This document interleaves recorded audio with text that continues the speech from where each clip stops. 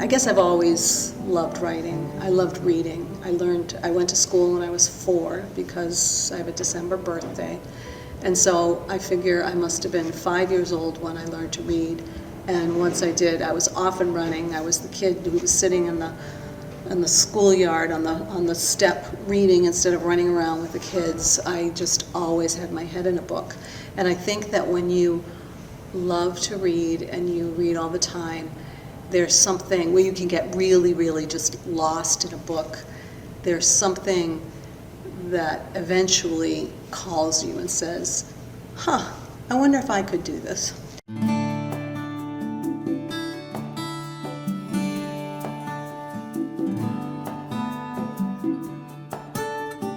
I went to Emmanuel College in Boston. I majored in music. I got a master's degree at Lesley University, and that was in something called Creative Arts and Learning. So it was an education degree, but definitely with an arts bent to it. I taught in the Spencer East Brookfield School District as a music teacher for 20 years.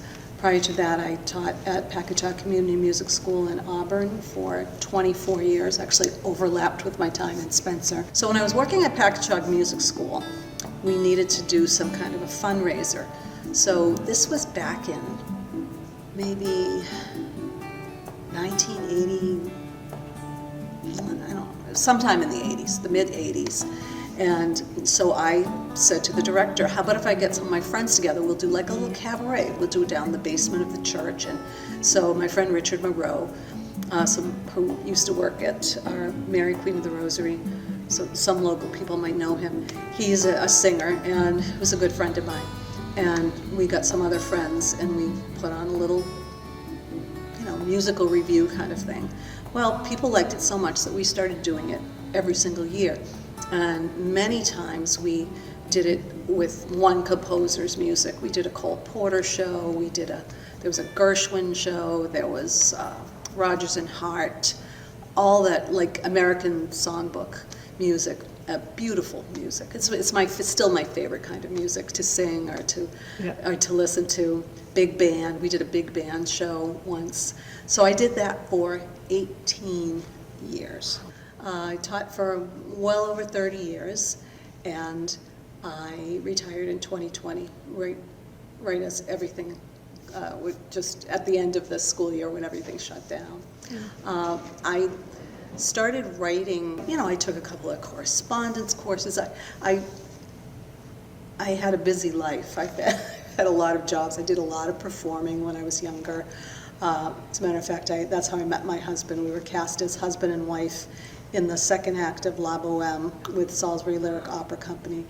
And thank you to Joe Conkle for that. A lot of people would know Joe. It takes time to write. Yeah. You got to come up with an idea, you got to sit with it, and you have to learn how to write. And so the year I turned 50, I said, you've been thinking about this since you were 5. Perhaps it's time to take it seriously. And so one of the things I did was right here in this beautiful library, Richard Sugden Library, there was a man named Paul McNeil who was offering a writing class, and I joined. And it started out with a whole room full of people, and at the end of the 6 weeks there was only myself and one older man in the class. We were sticking to it. And I wrote a short story, and Paul helped me edit it and make it better, and I submitted it to an online literary journal, and it was accepted. This was in 2011. I was thrilled, absolutely thrilled. And so most people would, I think, if they wrote a short story, they might say to a mentor or somebody, what do you think I should do? What's my next step in my writing? And that mentor, if it was me, I would say to them, keep working on your short story. Maybe write stories from a different perspective, a different point of view. Try a different genre, mix it up, take some courses. Well, I didn't have anybody to say that to me. So what I came up with was, I think I'll write a novel. I did write a novel. I knew nothing about what I was doing. I just wrote, I had this big, it was 95,000 words. Now, this was my first novel, not this one that I have just published. It was called The Sacrificial Daughter, and I queried agents to see if I could get an agent. No, nobody was interested. So I put it away, and then I took it out again, and I put it away, and I took it out. And I finally did make a commitment to get this thing done. And I did. And in the meantime, I had started the book that I just published, Painting a Family. And so I published The Sacrificial Daughter in 2024. And believe it or not, I published my next one in 2025. Both of those novels took me, I don't know, at least 10 years apiece. Some of that was overlap time. But I didn't really know where they were going. I didn't know what I was doing. And they, people can try to sell you these courses, tell you how to write a novel. But I believe that the only way to learn to write a novel is to write a novel. And it's not easy. And you're sitting there in front of your computer saying, I have to make this whole thing up. There is nothing, there's no prompts, there's no hints. I got to get inside this character's head, and I have to write. And somehow I did it, one little step at a time.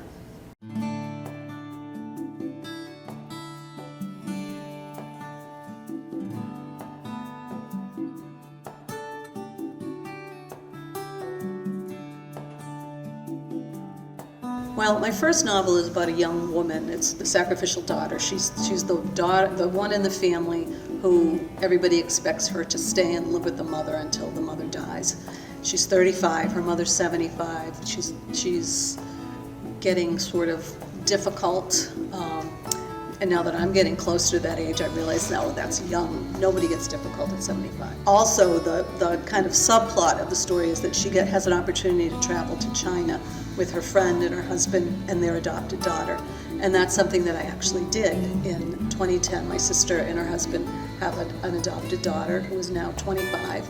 But when she was 10, we went along, my husband and my daughter and I went along with them to China. We traveled all over China and had wonderful adventures, and I wanted to write about it, but I was afraid to write it as a memoir piece because there were too many people that I could potentially offend.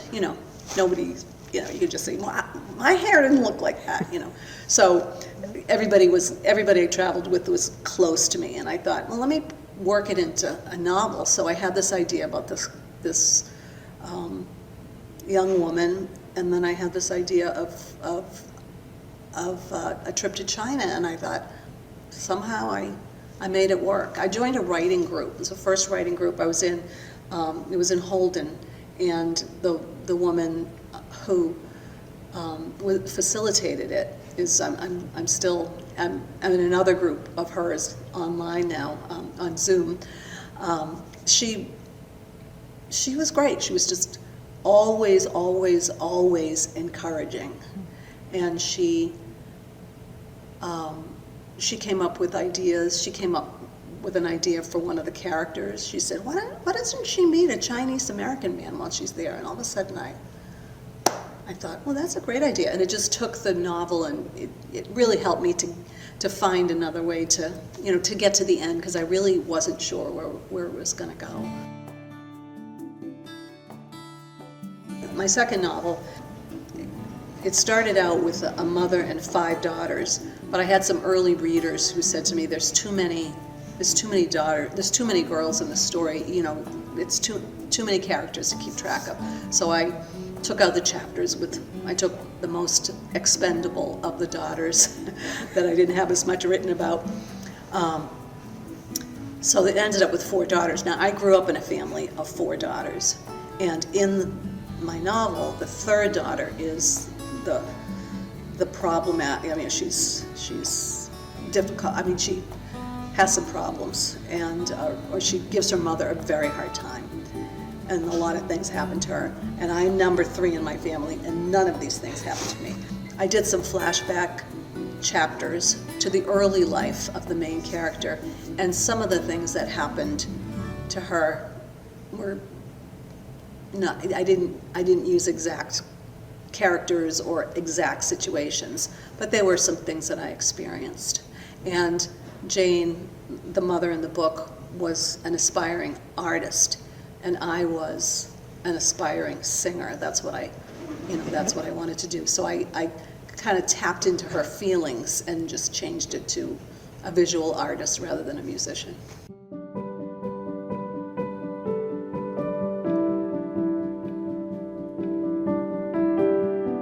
Or when I started looking into publishing 10 or 15 years ago, everybody said, well, if you're writing fiction, you have to get an agent.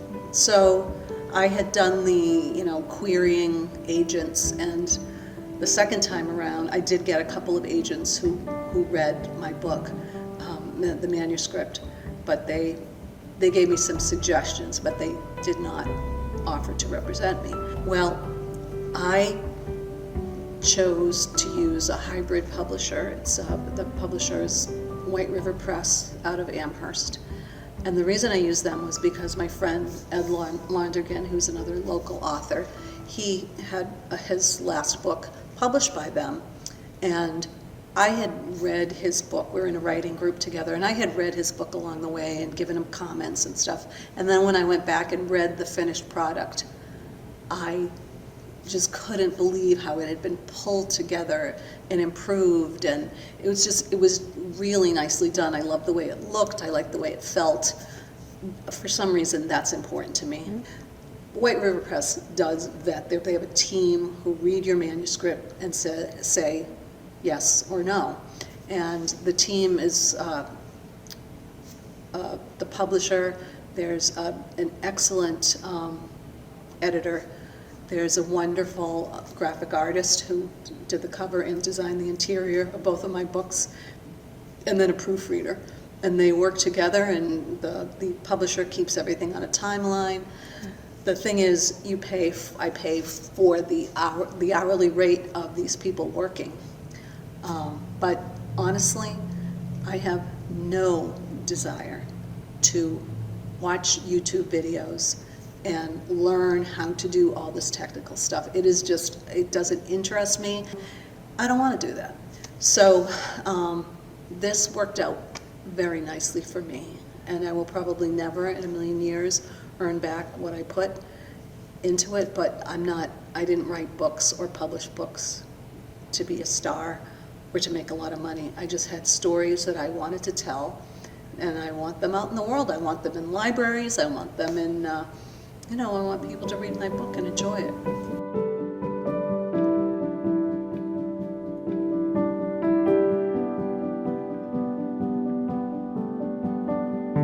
Yeah, I always loved going to the library. I was a library user wherever I lived. And when I was teaching in East Brookfield, was one of the schools that I taught in the district, Lynn Dobson, who was a library trustee, said, there's going to be an opening on the board, and we were kind of talking, and you're a library user, and you're a teacher, and you got some qualities I think would be good. So I was like, okay, that sounds like fun. So that was in 2010, I think. So I got all my signatures and everything, and I won, and I stayed. I wasn't running against anyone, so it was easy to win. I stayed for 15 years. I just stopped being a trustee. Well, I didn't run for re-election this last time. I thought 15 seemed like a good amount of time. I also, when the library had a big budget cut and they lost half of their staff, I started volunteering, and I have continued to do that because I love it. I think, when I was a child, I loved libraries, and I loved, I don't know, when you're a book lover, there's certain things, that when we were kids, they had the little date on the end of the pencil, and they'd stamp the thing, and I'd go home and play with that. So I think that I've always had this, like, a librarian wannabe thing, and so I still volunteer, and I really enjoy it. I've had a lot of fun. And now, actually, I am hoping to revive the Friends group. It has kind of just been dormant for many, many years. And so I'm trying to drum up some interest in that. This is the Friends of the Library. It's the Friends of the Richard Sugden Library. And it has not been active. It is, a nonprofit organization within the library, but pretty much it's just been a place where donations get deposited, and we use the funds to pay for programming. But Friends of the Library could be so much more.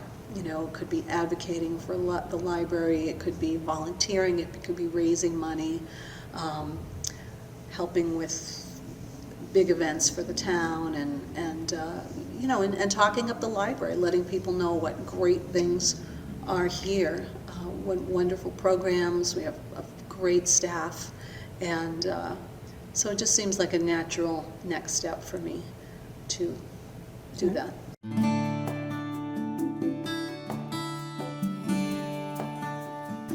Well, it's funny how often you run into people who, I'm selling my book somewhere and someone say, oh, I have a story I've always wanted to write.